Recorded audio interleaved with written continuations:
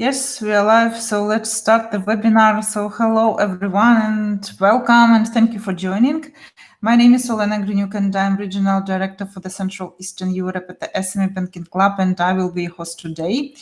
And the topic of today's webinar is payment authentication, and I'm glad to be joined today by Barnabas Ferenci and Andy Ramsden from G+D Mobile Security, which is a global company that offers security technologies both in the physical and digital channels, and implemented their solutions with such banks like Erste Group, Deutsche Bank, Rabobank, and many others. So hello, Barnabas and Andy, and glad to have you Hi. today. Hi, Olena. Very good. Thank you. Glad to be here. Okay, before we start our discussion, let me mention very shortly the organizational moments. So our webinar is scheduled for 40 minutes.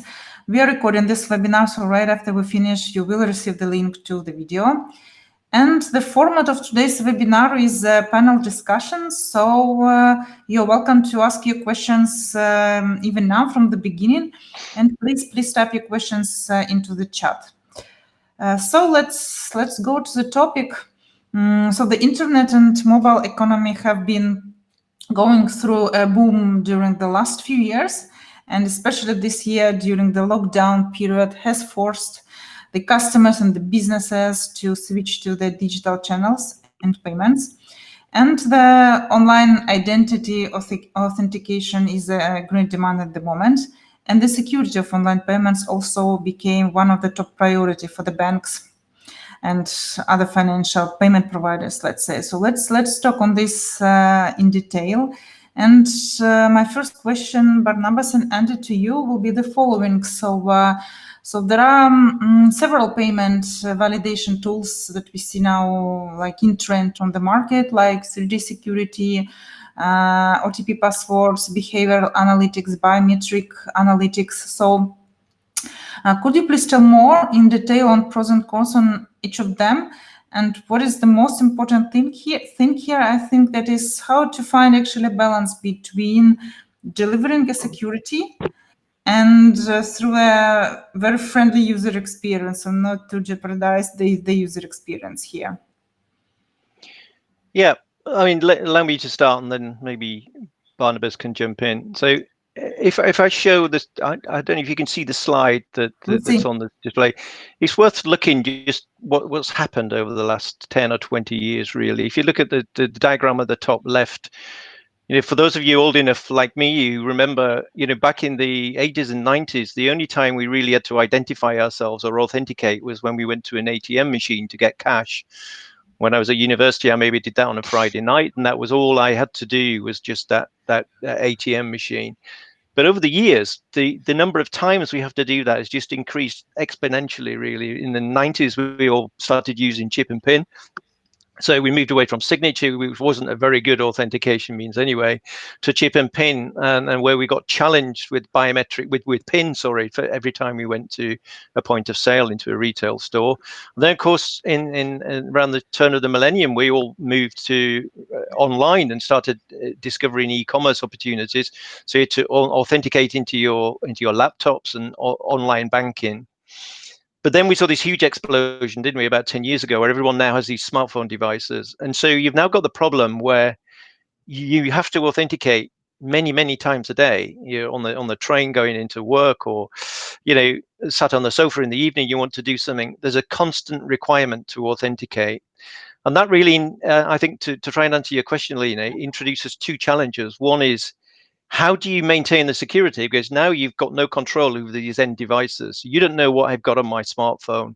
You don't know what software I'm running on that. So that's your first challenge. Previously, when we all had to go to a bank, it was much easier. But of course, now with COVID, it's very difficult. So we don't control the endpoints.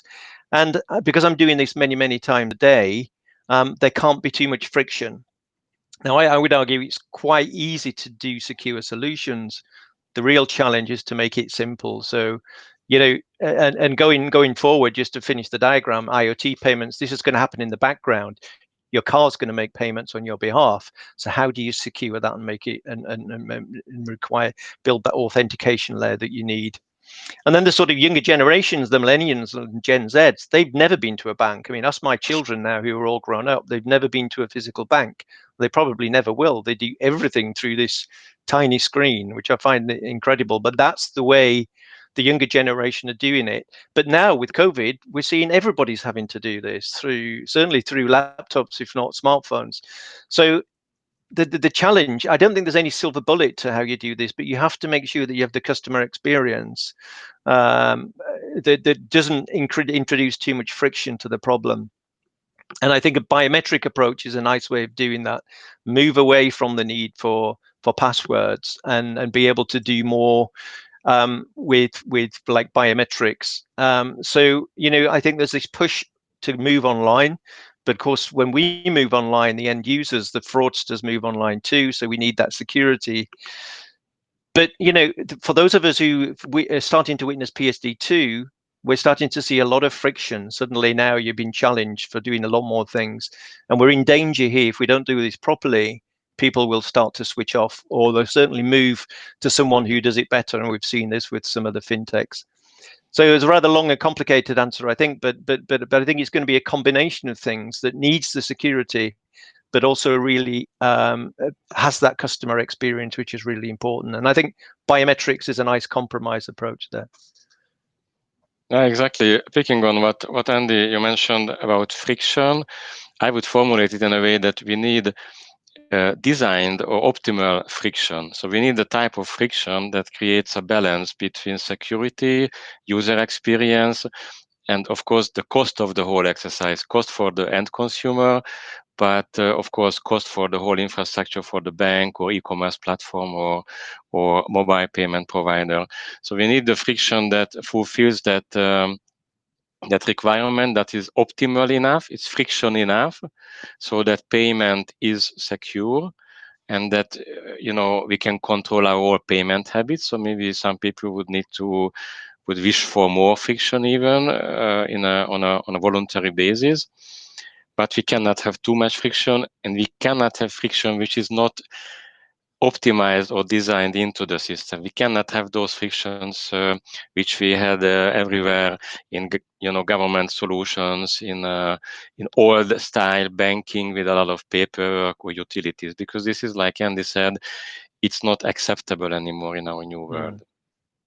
And also, you may raise a good point there, Barnabas, is I think it's healthy to have some friction. I mean, we've all had that Amazon Buy Now experience where actually, wow, I didn't realize I've actually paid for that thing. I actually like a little bit of friction because it's my money that's being spent. And that's where biometrics is a nice way of having some friction, but not disruptive. And I think that's a key point. Yeah. What about the connected question is coming to my mind about the e-commerce industry right now. So now what we see here in the region also, so except of this, of course, this industry is developing greatly this year, and also part of the banks started to help SMEs of small businesses by helping them and offering them to move their businesses online where possible, of course.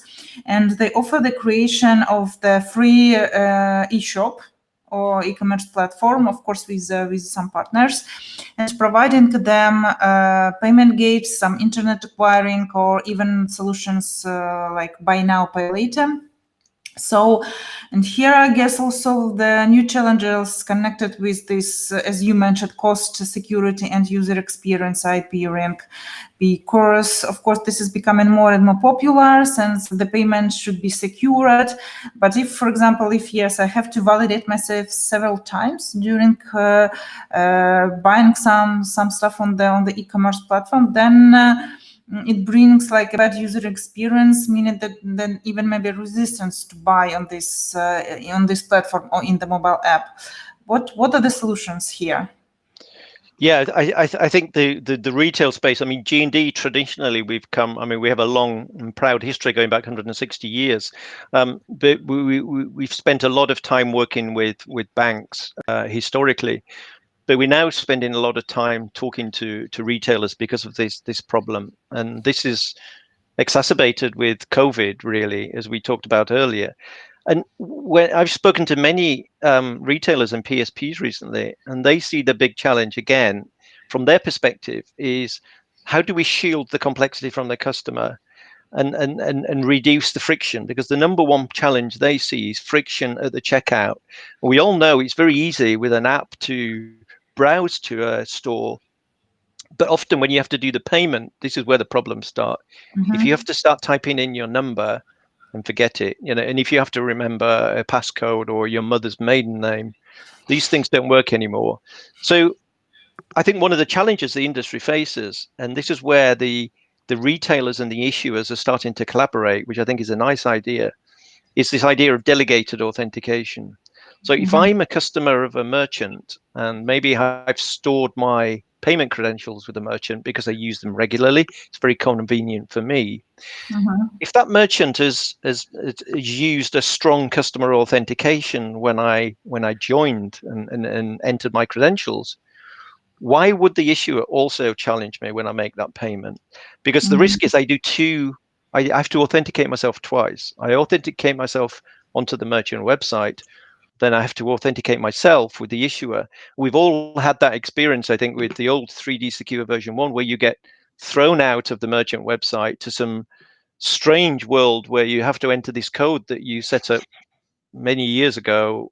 And in my case, where I share an account with my wife changes the code to something she remembers, and then I try and use it. It was a disaster. 3ds Secure 1 version 1 didn't work. With 3ds version 2, it's a much better approach. But even so, as a user, I don't want to be challenged twice to authenticate myself. And so with delegated authentication, we have this opportunity where my interface is with the customer. My experience is with the merchant, right? As a customer, that's my experience. Banking happens, payment happens, but it's a background process. I want to buy a pair of shoes. I don't wake up wanting to make a payment. I wake up wanting to buy a pair of shoes, right? And so my relationship is with the shoe vendor.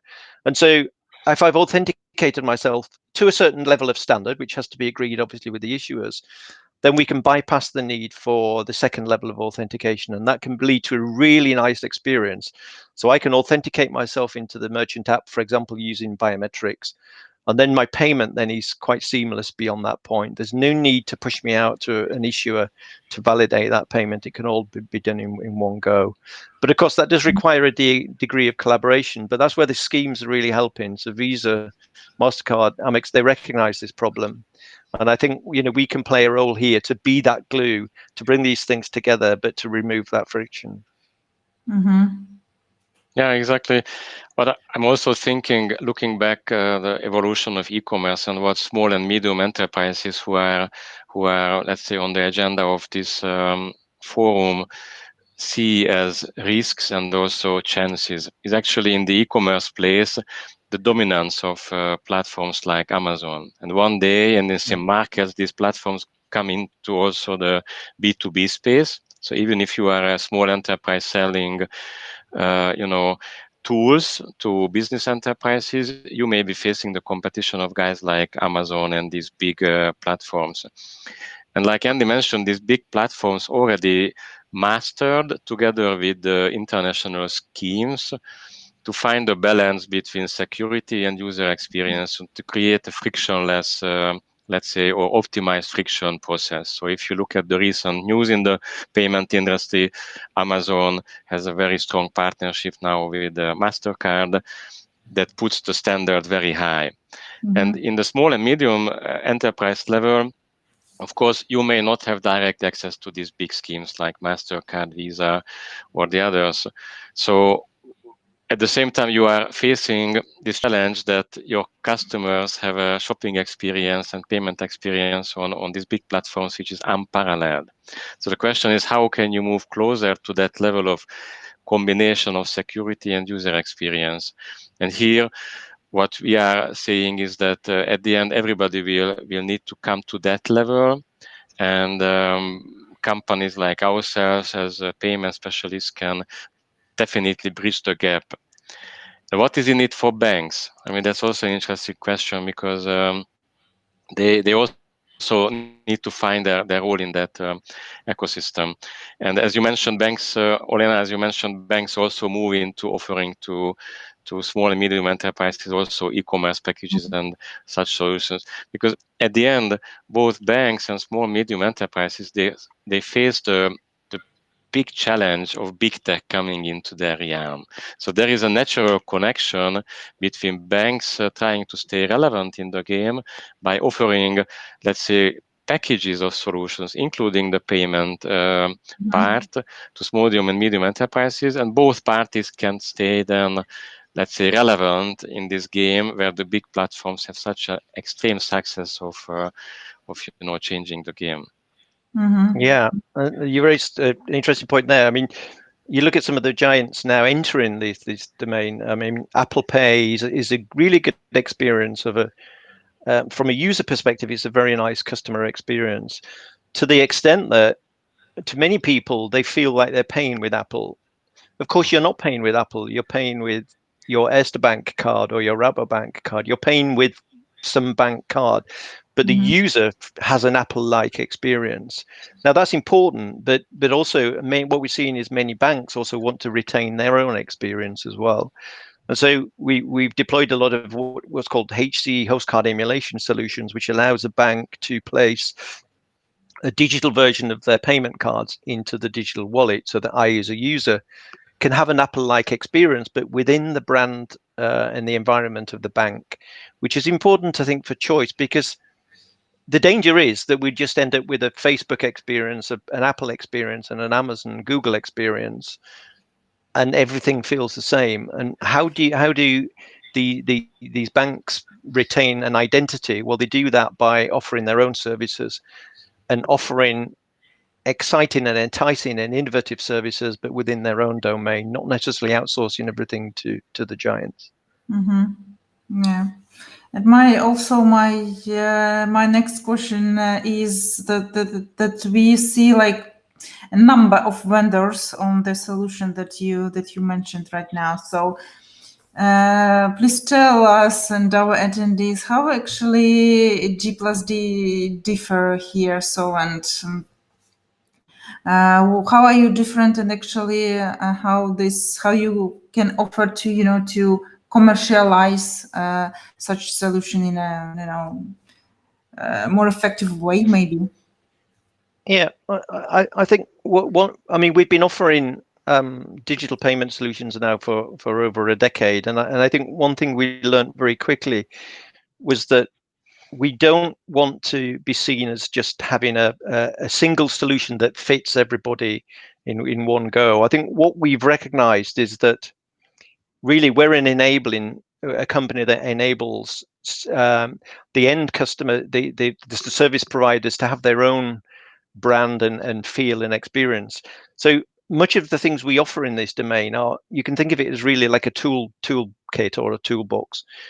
We offer certain features which the bank or the service provider can take and do in many different ways. So a good example is our biometric authentication based on a standard called FIDO, which removes the need for passwords. And we offer solutions based on the biometrics that we all know from our smartphones, like fingerprint and face and voice. We've also added in the ability to do something we call Convega Tap, which is taking your contactless card, your debit or your credit card, and tapping it against an NFC device and proving possession of that card.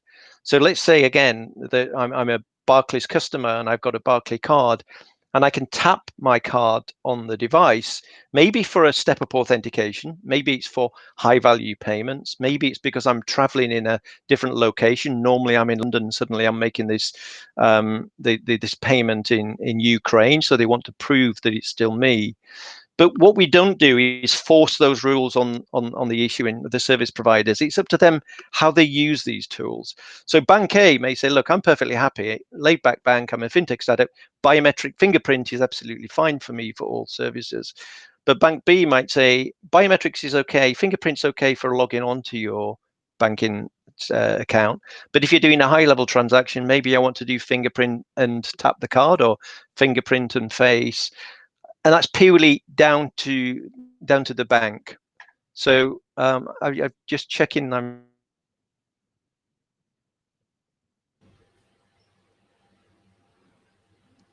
I think we lost connection with Andy at the moment. Yeah.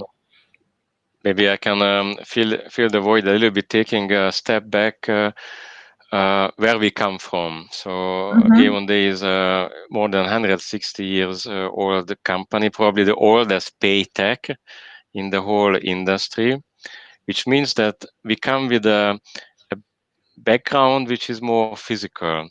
We understand banknotes, we understand physical cards, and we come with this background and invest heavily in combining physical and digital worlds. So that's what also Andy said in his example.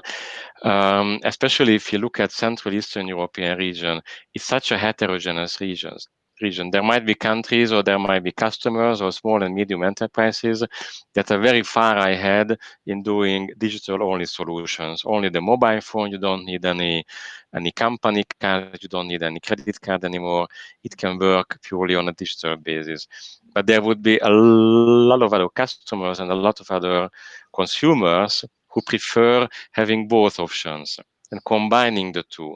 And I think that is what makes our thinking special, that we recognize the need for flexibility and we appreciate actually this cultural and payment habit heterogeneity. So we offer the approach where you can be, of course, purely physical also. I mean, traditional card and PIN, I mean, this is still a way to pay.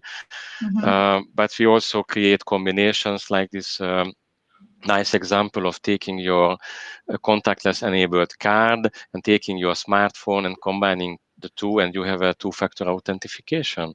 And this is exactly what a lot of people are looking for. They want to be in both worlds, and also companies. They would be maybe uncomfortable going completely digital, but they cannot afford to be completely physical because, of course, they are also in e-commerce maybe, or they want to enable their purchasing managers to be able to buy on e-commerce platform and to run, e-auctions, etc. So we recognize that need for flexibility, and we offer the full portfolio in terms of several combinations of physical, digital.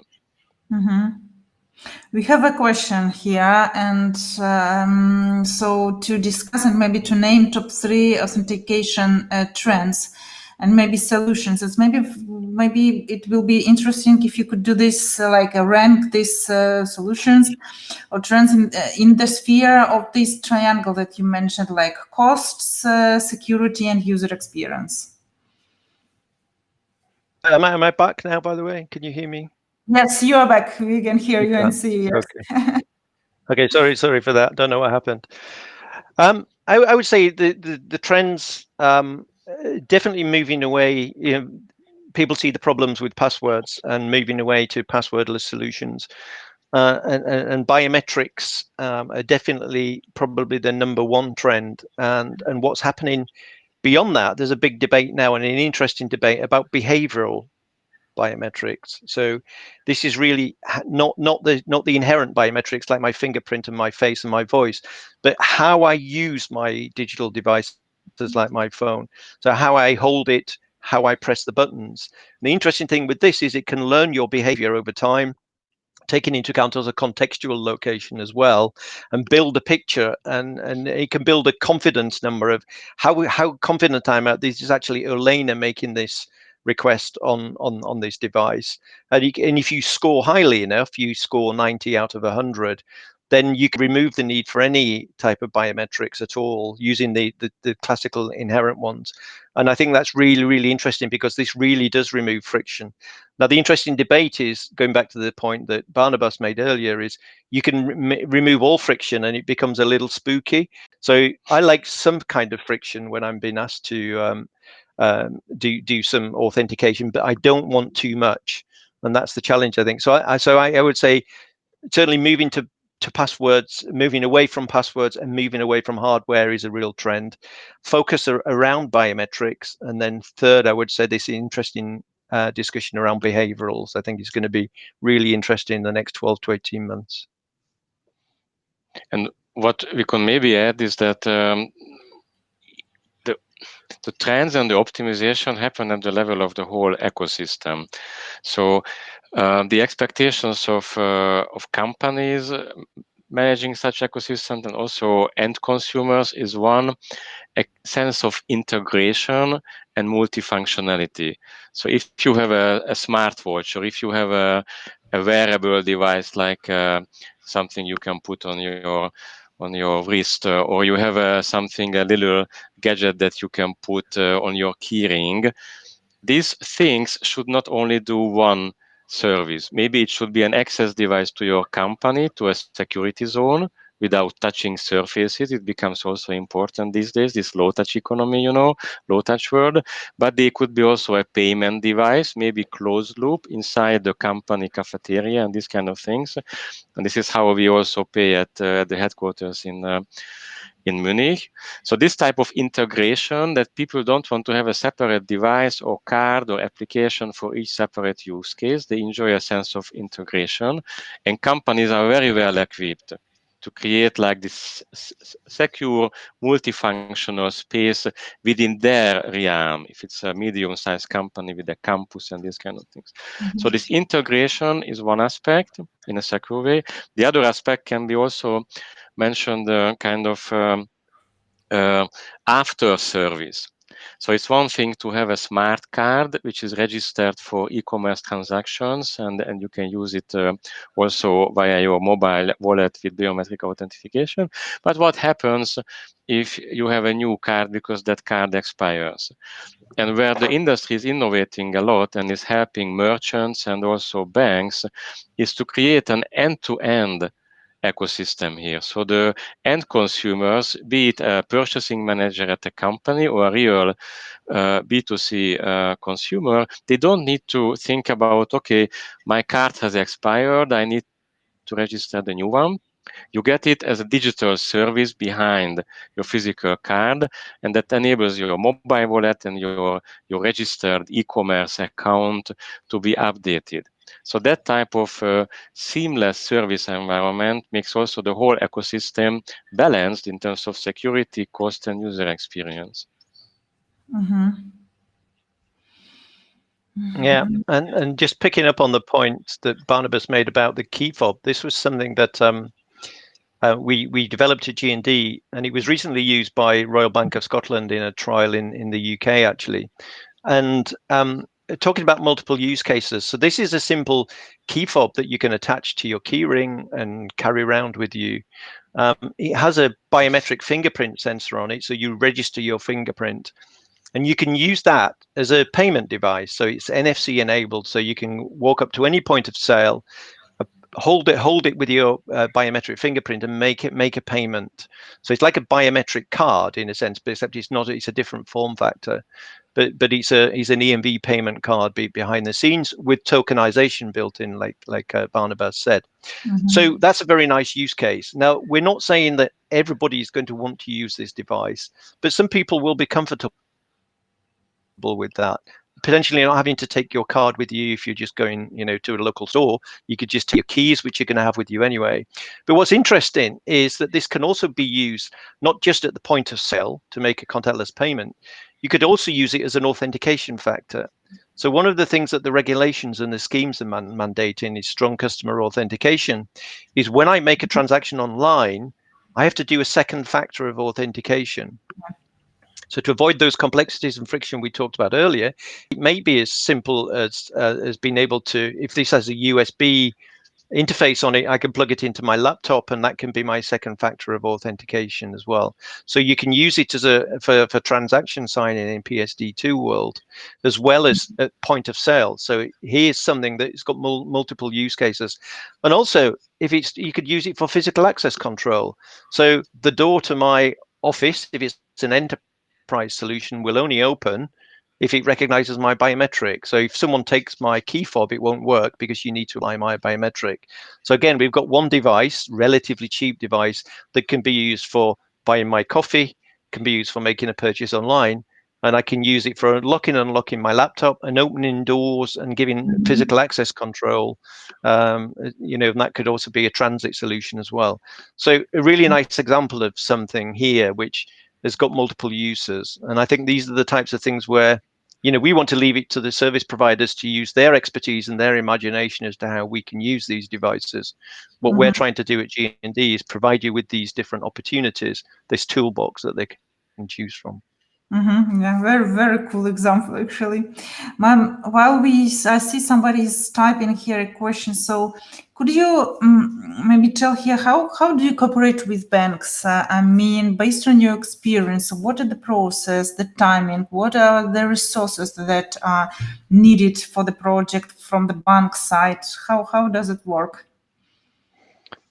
Yeah, I mean, it's often a very consultative approach because, we know that not everybody just wants one solution. So we often have a dialogue to really understand what the challenges are for those individual banks. Sometimes they're very different.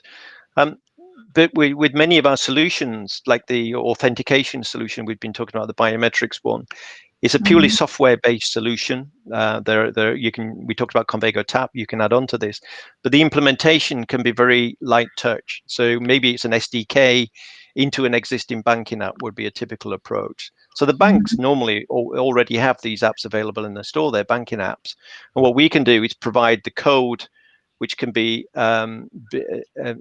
built into that app. So next time you update that app, it's got those features. And then there's maybe a FIDO server built in the bank premises as well to fix into their back end system. And that can be, as we say, reasonably light touch. I mean, we've deployed these systems with banks all over the world, but in Europe, and it's a 2 to 3 day job to install, configure, and train the local staff to do these. Obviously, there's the time to compile the code in the banking app, which is typically done by the bank or the bank's developer. But the actual standing up the solutions can be relatively light touch because, gone are the days when we used to do a huge installation that took weeks and cost millions of euros to deploy. People need to be agile, they need to be quick.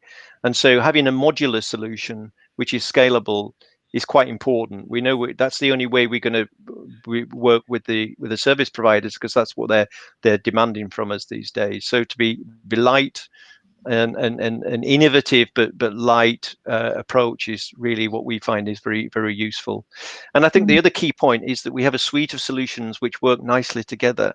So as Barnabas mentioned, marrying the physical to the digital. So having a physical card, but being able to use that physical card, which was personalized last year, to do your authentication is a really nice example of bringing two services together. Then we have tokenization, we have HC payments, mobile payments, we have digital onboarding. Each of these solutions can be built on top of the other. But of course, what we don't want to do is push this mainframe solution, this heavy industrialized solution. We want the customer to be able to choose the parts that are more relevant for them. That's especially important in these COVID times because no bank is able to get together an IT team and start a big, hairy IT project anymore. So we are mindful of the fact that banks are under enormous cost pressure these days, especially due to, the whole recession environment and low interest rates and all the big tech kind of pressures.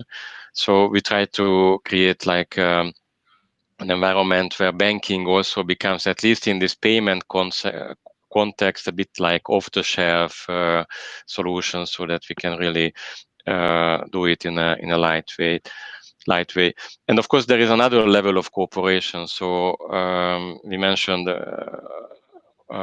time to time a physical bank card, which is often the start of a journey, also in the direction of online payments.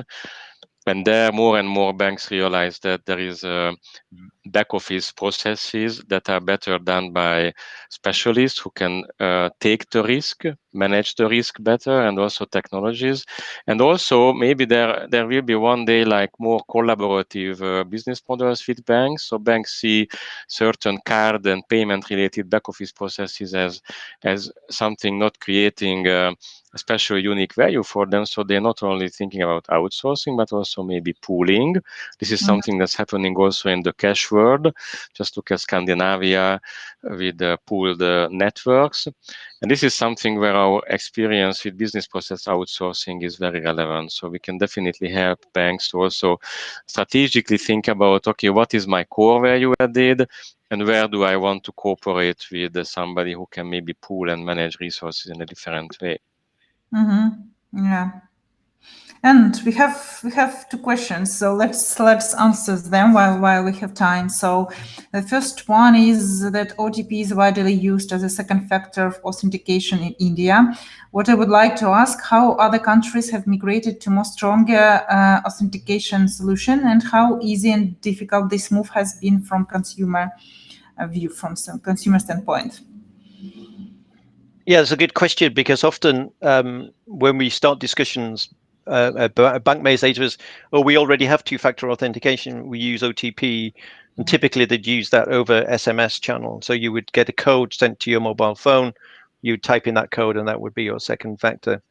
The problem with that is that that SMS channel is not secure. So it's owned by a third party, the mobile operator or the carrier, and there's no end-to-end encryption on that channel. And we see many examples where there's been hacks where you've either cloned the SIM, or you've done some sort of man-in-the-middle attacks to get that data. There was a bank last year in the UK who sort of 50,000 accounts were hacked through exactly that mechanism. And also Visa and MasterCard are kind of pushing they're not saying that that's not allowed, but they're saying there are better ways of doing it. But the challenge is, as Tapesh mentions in the question, is many banks use OTP today as part of their processes. So what we're saying is, well, carry on using OTP, but use a different mechanism to deliver that OTP. So with our solution, you can generate that securely from within the banking application. So to get to that point, to read the OTP, you've had to do your strong customer authentication using maybe your biometrics. So the bank can retain their existing processes of using one-time passcodes. That's absolutely fine. But we would generate that from our server within the app to deliver that to the customer. So the process doesn't need change. It's just making the end-to-end solution a lot more secure. And that's what we're starting to see now, is customers move to that type of solution and move away from SMS, where there's more risk and it's beyond their control.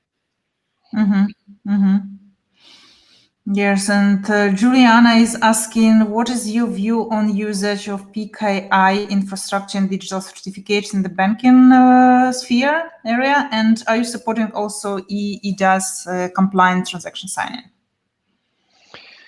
So I think the PKI world is there intentionally to build a level of security, and with our solution, we use a light PKI infrastructure with FIDO. So we still have this concept of private and public keys, but we've stripped back the need for a full PKI infrastructure. We think you can still deliver that security, but with a lighter weight protocol such as the FIDO protocol. So absolutely, they're important.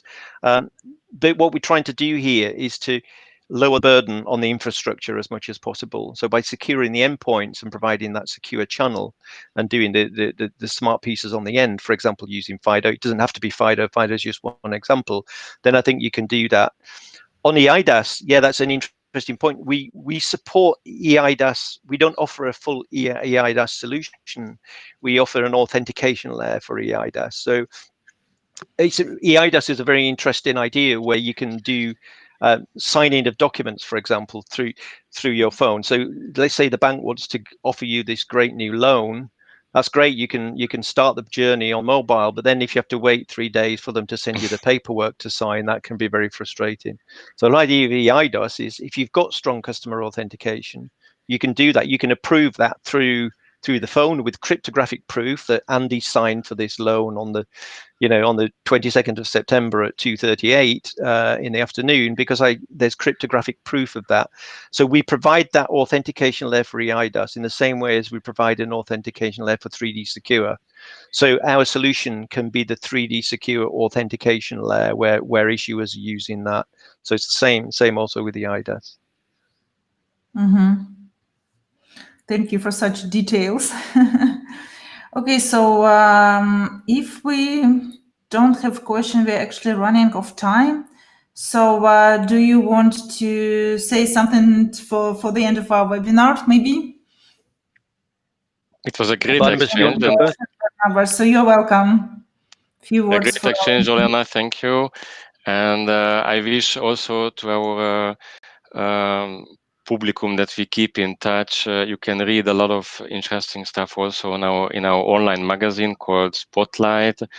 And we are very happy to answer any questions also via email or LinkedIn. Yeah, thanks very much, Elena. I enjoyed it, and yeah, speak in the future, hopefully. Yeah, thank you very much for your contribution, and thank you all the attendees for staying with us till the very end. So thank you, and see you next time online. Thank you. Bye-bye. Goodbye. Very good. Thank you. Bye.